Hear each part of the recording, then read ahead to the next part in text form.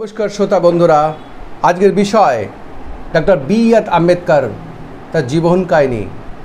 ভারতীয় সংবিধানের প্রধান স্থপতি ডক্টর বাবা সাহেব ভীমরাও আম্বেদকর 6 ডিসেম্বরে মারা যান।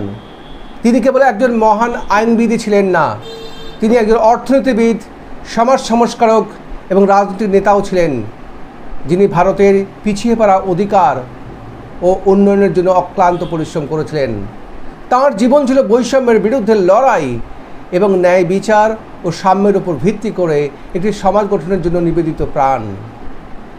Doctor B.R.. আম্বেদকর 1891 সালের 14 এপ্রিল ভারতের মহতে জন্মগ্রহণ করেন এবং তিনি ভারতীয় ইতিহাসের একজন গুরুত্বপূর্ণ ব্যক্তিত্ব ছিলেন, যিনি বর্ণভিত্তিক সমাজের দলিত হিসাবে প্রচণ্ড সামাজিক বৈষম্যের মুখোমুখি হয়েছিলেন। তিনি London School of Economics, Columbia বিশ্ববিদ্যালয় এবং বোম্বে বিশ্ববিদ্যালয় থেকে শিক্ষাগত সাফল্য এবং ডিগ্রি অর্জনের জন্য কঠোর পরিশ্রমকে অতিক্রম করেছিলেন। আম্বেদকরের বর্ণভিত্তিক বৈষম্য এবং কুসংস্কারের বিরুদ্ধে সাহসী লড়াই চালিয়েছিলেন এবং ভারতীয় সংবিধানের প্রণয়ন কমিটির চেয়ারম্যান হিসেবে তিনি সকল নাগরিকের সামাজিক ন্যায় বিচার, সমতা এবং মৌলিক অধিকারকে নিশ্চিত করার ক্ষেত্রে গুরুত্বপূর্ণ ভূমিকা পালন করেছিলেন। তার অবদানের ফলে অস্পৃশ্যতা এবং বর্ণ বৈষম্য নিষিদ্ধ করার ধারাগুলি যুক্ত হয়ে সামাজিক ক্ষমতায়ন, প্রান্তিক জনগোষ্ঠীর জন্য শিক্ষার জন্য তার সমর্থন রাজনীতির বাইরেও বিস্তৃত ছিল। আম্বেদকর একজন সমাজ সংস্কারক, অর্থনীতিবিদ এবং আইনজীবী হিসাবে এক উল্লেখযোগ্য উত্তরাধিকার রেখে গেছেন, যা বিশ্বজুড়ে সামাজিক ন্যায় বিচার এবং সমতা আন্দোলনকে প্রভাবিত করে চলেছে।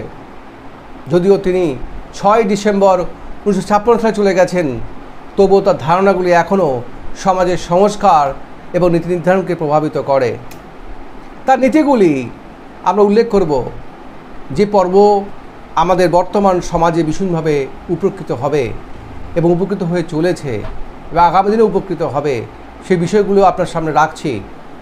মানুষের অস্তিত্বের চূড়ান্ত লক্ষ্য হওয়া উচিত মনের বিকাশ।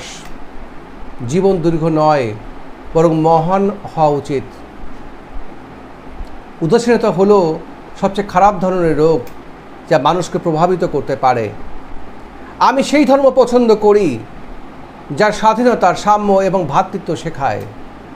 সংবিধান কেবল আইনজীবীদের দলিল নয়, এটি জীবনের একটা বাহন এবং চেতনা, সর্বদা যুগের চেতনা। একজন মহান ব্যক্তির, একজন বিশিষ্ট ব্যক্তির থেকে আলাদা তিনি নিজের সমাজের থেকে সেবক হতে প্রস্তুত। ধর্ম মানুষের জন্য, মানুষ ধর্মের জন্য নয়। যদি তুমি আমাকে জিজ্ঞাসা করো, আমার আদর্শ হবে স্বাধীনতা, সাম্য এবং ভ্রাতৃত্বের ওপর ভিত্তি করে তৈরি সমাজ।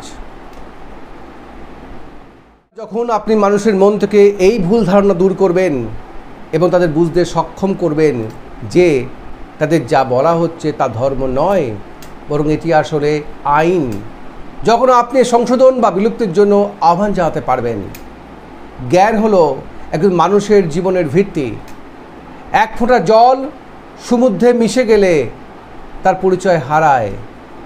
মানুষ যে সমাজে বাস করে সেখানে তার অস্তিত্ব হারায় না। মানুষ জীবন স্বাধীন। সে কেবল সমাজের উন্নয়নের জন্য নয়, বরং তার আত্মিক উন্নয়নের জন্য জন্মগ্রহণ করেন।